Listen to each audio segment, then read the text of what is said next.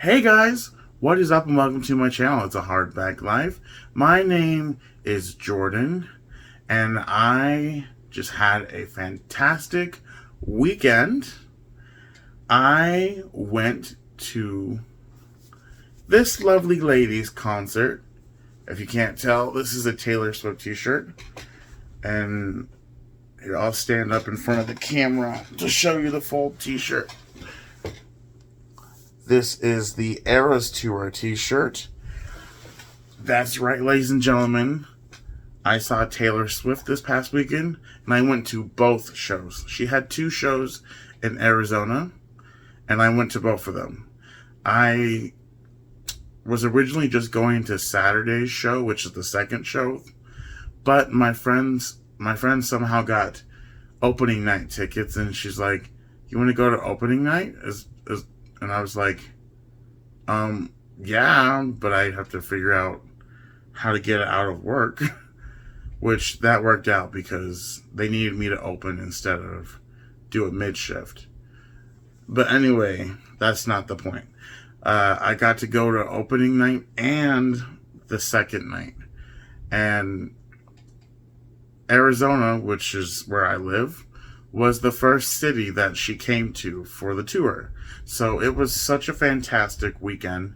It was Taylor Swift, of course, and then her openers were Paramore and Gale. And oh my gosh, it was such a great concert. Oh my gosh. And Taylor Swift had 3 hours.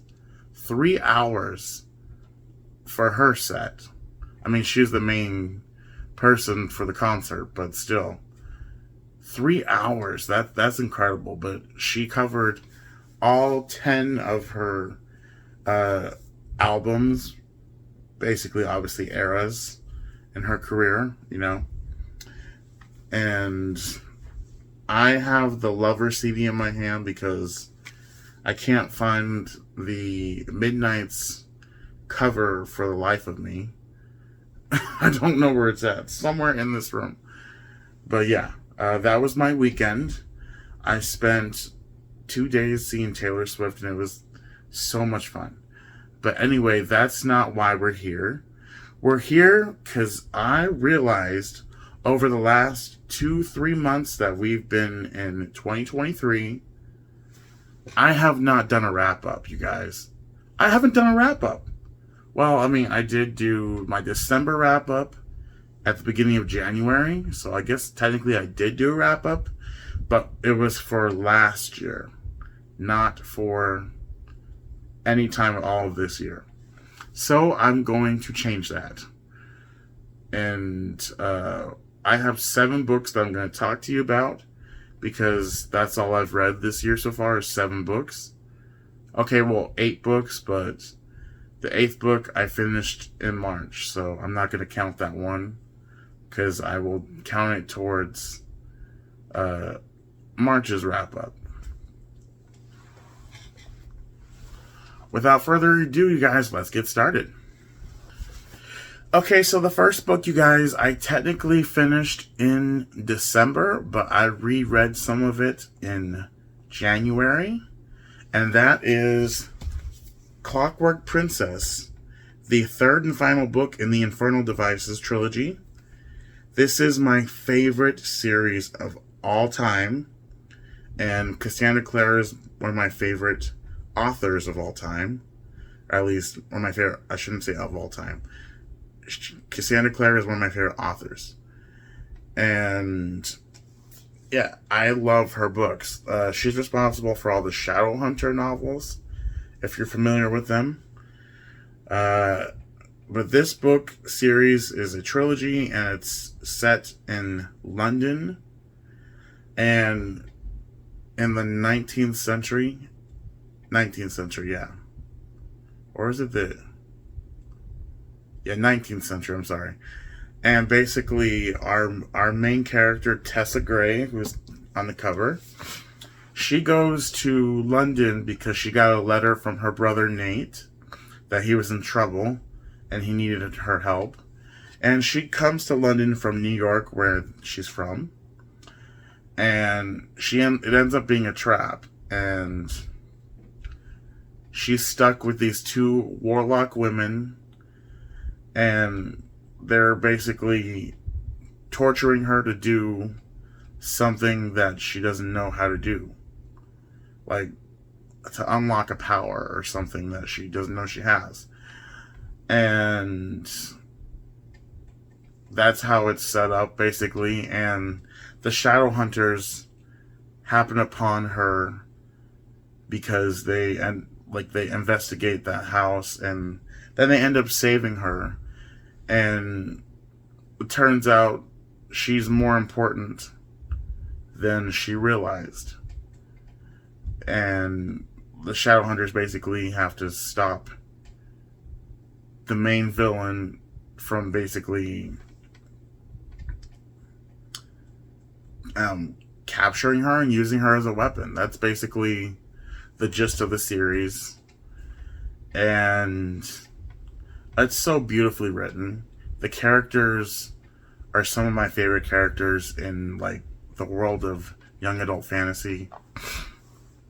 And it's just a lovely series. And there's a spin-off series called The Last Hours, which is focused on the children of our main characters in this series. And this is my third time reading this series, so yeah, I love this series.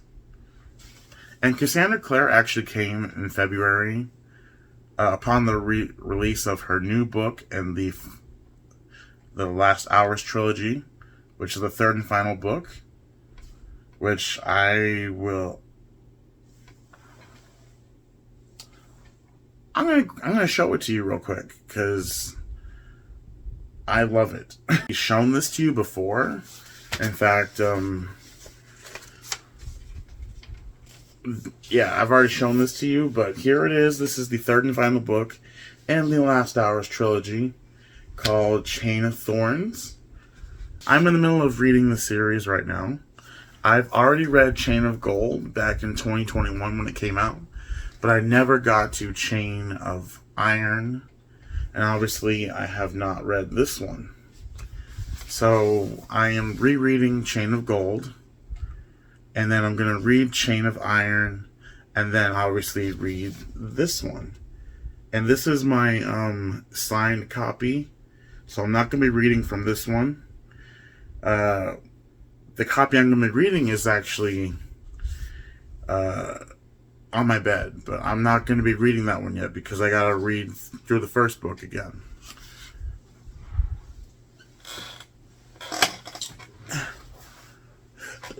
Alright, let's get back to the books that I have read for the month of, for January and February.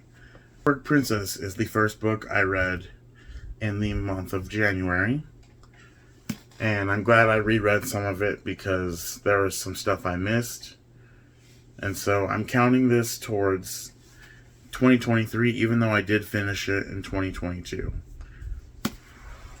The next book I read was A Court of Silver Flames by Sarah J. Maas. This is the fourth book in the Court of Thorns and Roses series, which was originally believed to be a trilogy. And then Sarah announced several years ago, back in like 2020, that she was releasing a new book in 2021. And that got everybody excited and nervous at the same time. I originally started this when it came out in 2021, but I couldn't finish it because I just wasn't feeling it. I got 340 pages into it the first time. And I just, yeah, like I said, I didn't finish it. And then I just kind of was burnt out by reading Sarah J. Maas because I'd started reading Sarah J. Maas in 2020. Yeah, I read the first A Court of Thorns and Roses book in 2020. And I read the second one in 2020. And then the third one at the tail end of 2020 and in 2021. And then that's when the fourth book came out in 2021.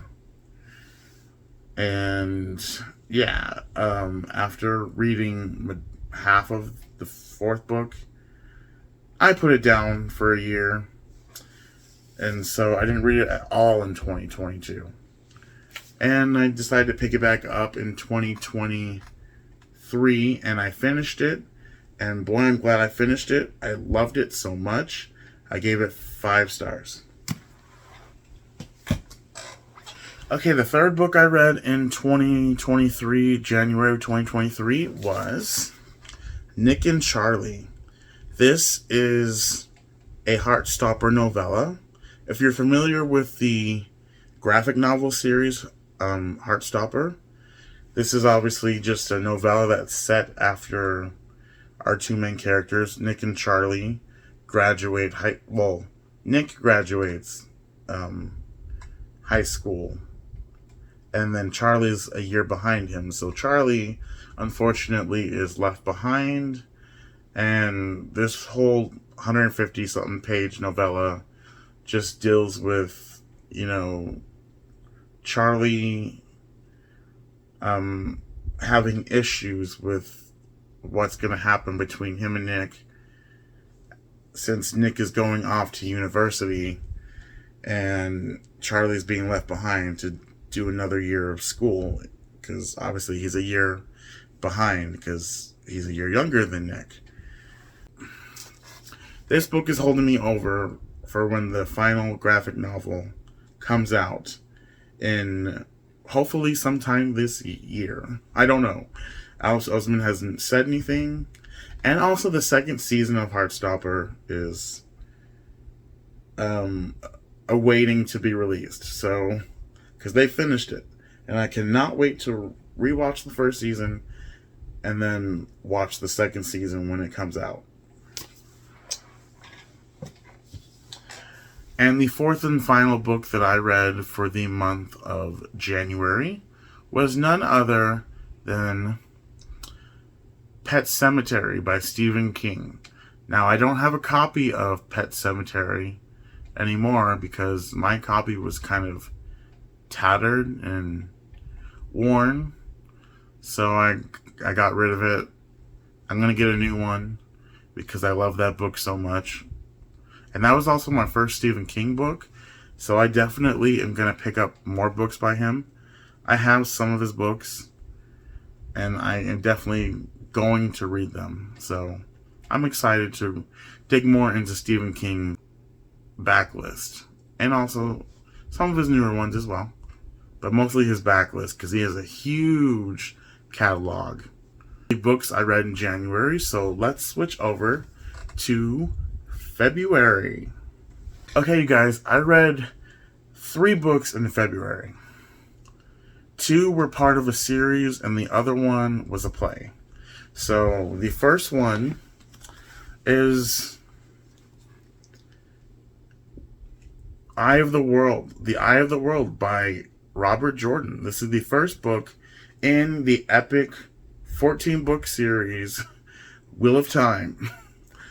Now, I forgot that my friend Kate from the Literary Apothecary, she is doing a Wheel of Time read-along for obviously 14 months, because there's 14 books, so we're going to read 1 book a month for the next 14 months, obviously we started in January. I didn't quite get it done in January because I totally forgot about it, like I said. And I picked it up January 22nd. And I just didn't have time to finish it before the end of the month. So I can be ready to, just watch the live show of when they were doing that. And yeah. But I finished it in beginning of February. It took me 2 weeks. I've been going through this via audiobook because I read it. I tried reading it the first time a year ago, but it just didn't work out because, one, it's very dense. So it was hard reading it for me, just via book. So picking up the audiobook so I can read it whenever, and then also following along with this book has been super helpful. And so, yeah, I read The Eye of the World beginning of February, finished it February 8th. Well, end of January, beginning of February. And then I picked up book 2 that same day because I wanted to start it immediately after what happened at the end of the first book. And I finished the second book within 2 weeks because, like I said, reading it via audiobook and just reading along with it when I could has been super helpful. And this is The Great Hunt, by the way. Sorry if I didn't say the title. Second book. I'm loving it. Or I loved it. Not as much as the first book. A lot of people say the second book is better than the first. But I feel like this book versus this book was so vastly different because first book was very character driven. Like, yes, there was a story and yes, there was a plot, obviously, but the characters are what drove the first book. The second book was more plot driven, in my opinion, and I don't tend to like plot driven stories because if you like don't focus a lot on the characters, like, I mean, there was character focus work, but like the story I feel like is what was moving this one. The story and the plot was what was moving this one the most. And that just kind of bored me for the longest time. But it did pick up in the second half of the book, and the characters were less irritating, and I don't know, I just really liked what the choices that they made in the second half of the book. Anyway, so far I've read the first 2, and I'm in the middle of book 3 right now. I haven't been paying much attention to it, which is a crime, I know. And the third and final thing that I read in February was How I Learned to Drive by Paula Vogel. Now, if you don't know, I am a theater person. I have grown up doing plays and musicals my whole life, whether it's been acting in them or just doing background stuff. I mainly do the performing. I sing and dance and act and all that jazz and stuff like that. But I love doing it all. And of course, I love picking up plays and reading them. This one was actually on the list of plays that we were supposed to read in my playwriting class a few years ago, but we never got to it. So I just decided to keep it and pick it up eventually, and I finally did. This is about a girl named Little Bit, from when she was a young girl to a teenager to a young woman, and it's about her relationship with her uncle. And when I say relationship, I mean a weird, just a weird relationship. And there's a lot of sexual stuff happening in this book, so it's very graphic. If you ever to read this play, just know that going in, very graphic. And I feel like it's sad to see what this girl went through. Say that I gave this book or this play 2 stars because of the chorus. There was a chorus in this book, like a Greek chorus, if you will. I didn't really care for them. Honestly, they could have been split into different characters and had the lines that these Greek chorus characters had, and it would have been fine. And another thing, I felt like, even though this was short, I felt like it dragged on a bit, but at the same time, it was still powerful. But I really just wanted to get this over with, and it felt like it took me forever, even though it didn't. So that's why I gave it 2 stars. I will do my March wrap-up, hopefully beginning of April or at the end of March. We'll see what happens. But yeah, I'm going to get back to doing wrap-ups again. I apologize for not doing that. I'm usually good about doing my wrap-ups. And also my TBRs. I haven't done a TBR at all in 2023. And I don't know if I'm going to do them in 2023. Because I feel like, I don't know, just talking about books that you want to stick to in that month is kind of, I don't know, just frustrating, because I've become a mood reader over the last couple years, and so I switch to different books so I'm not bored. So, and until I eventually go back to the book that I want to read. Unless I'm like really glued to that one book that I really wanted to read. But yeah, that's basically my wrap up for January and February in a nutshell. And I'm looking forward to doing more videos soon. I think, do a tier ranking video. I saw them, they were all the rage in like 2020, between 2020 and 2021. And people still do them because they're fun.